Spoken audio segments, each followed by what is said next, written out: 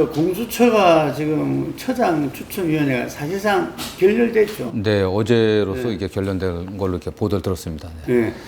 그 당에서는 어쨌든 지금 그 공수처법 개정안을 내놨잖아요. 네, 네. 예.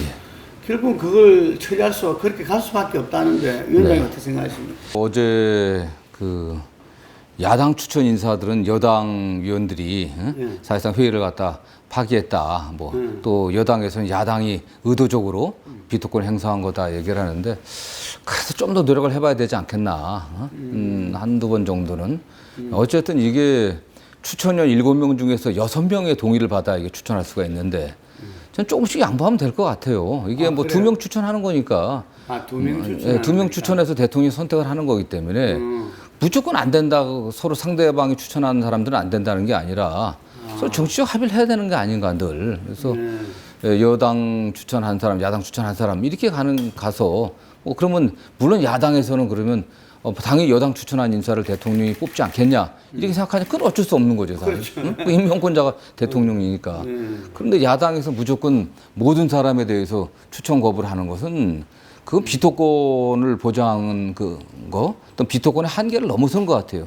이 공수처법을 아예 시행을 못하게 하는 의도이기 때문에 그 야당이 그렇게 끝까지 고집한다고 하면 여당에서도 법을 개정할 수밖에 없는 거 아닙니까? 행사를 못하니까 이게.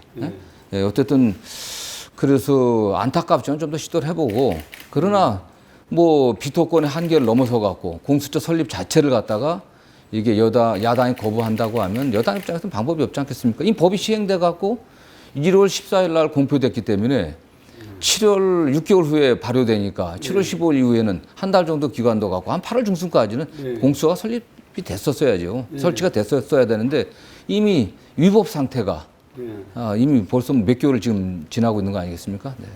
예, 그래서 그 아직까지 알려진 바로는 금방 말씀하신 대로 정치적인 합의를 위해서 두 분 중에서 여야 한 분씩 이렇게 해서 2명을 추천하는 요 이야기는 안 나오고 있어요 지금 이제 그 5명의 위원이 2명을 했는데 이걸 계속 이쪽에서 그 야당 추천위원들이 반대를 해서 결국 결렬이 됐다 이렇게 나오는데 어쨌든 한 번 더 좀 시도를 해보는 게 좋겠다.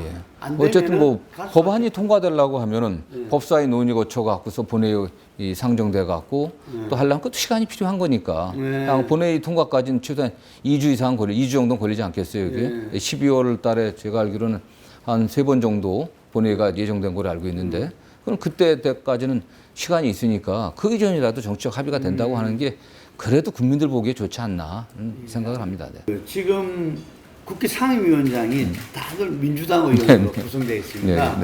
우리가 그 민주화되고 나서 이 상당히 의석수에 따라서 배분하는 그게 뭐 꼭 정답은 아니지만 그게 국회 관행상 그렇게 해왔어요. 그런데 이번에 이제 법사위원장 문제 때문에 이 처음에 11대 7로 하려고 그러다 그냥 민주당이 전체 이렇게 됐는데 어쨌든 그 21대 국회에서 그 협치 상당히 중요하지 않습니까? 이게 대통령께서 늘 이 연설 때마다 이야기하시는데 좀 우리 위원장님께서는 좀 어떻게 해야 이 협치가 가능할 수 있나?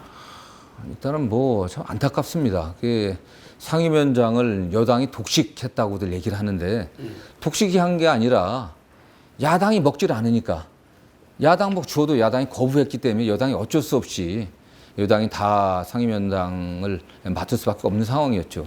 근데 야당이 그걸 거부한 게 이제 법사위원장이었는데 저는 국회에 어쨌든 다수당이고 집권당이 국정을 원활하게 운영하기 위해서 또 법사위를 하겠다고 하면 다른 많은 그 상임위원장들 특히 뭐 예결위원장까지조차도 심지어 가장 중요한 뭐 기재위원장조차도 야당 뭐게 배려하려고 했지 않았습니까? 야당 요구하는 대로 그걸 다 거부했기 때문에 저는 그 면에서는 야당의 책임 굉장히 크다고 보고 여당이 더 이상 뭐 국회를 운영하지 않을 수가 없었지 않습니까? 그래서 부득이하게 전 상임위원장을 다 임명했던 거고요. 그러나 그랬기 때문에 또 여당의 책임이 더 커진 겁니다, 사실은. 여당의 책임이 더 커졌기 때문에 또 권한도 더 많아진 거고. 그럼 우리가 책임과 권한이 많기 때문에 어떻게든 야당을 국회 테이블 안에 앉혀놓고 우리가 좀 더 양보하고 한 대화하려는 노력 우리가 더 해야 된다고 저는 생각을 하고 있습니다. 뭐 야당이 거부하는데 야당과 무슨 대화냐? 저런 야당과 무슨 타협이냐? 뭘 양보하냐? 우리 그 강한 지지자들은 그렇게 말씀하는 분도 있지만 그래도 이게 민주주의 대의기관이고 야당도 일정 부분 국민들을 대표하니까 어떤 대화를 해야겠죠. 그럼 우리가 더 노력을 해야 된다고 보고 있습니다. 그래서 일정 부분 있어서는 야당의 또 요구사항도 들어줄 건 들어주고 또 그걸 타협을 해야겠죠. 그럼 어떻게 타협할 것이냐. 뭐 예산이나 법안이나 많은 부분에 타협할 여지가 많이 있습니다. 줄 거 주고 받을 거 받고 그러려고 하면 더 노력을 해야 되고 저도 제가 원내 수석부 대표였을 때 제가 야당 때 원내 수석부 대표를 했는데 여당 원내대표가 다 협상을 잘 안 하려고 해갖고요. 여당 원내대표 방에 가고 죽죽 앉아 있었어요. 그분이 하도 바빠갖고. 야당 원내대표, 원내 수석부 대표가 여당 원내대표 방에서 앉아 있고 그 다음에 여당 원내대표, 국회 운영위원장 그 방에 수시로 갔습니다. 뭐 좀 해내라 이거 요구하고 그래 결국엔 줄 거 주고 받을 거 받고 타협을 했죠 사실은. 익숙치 않습니다.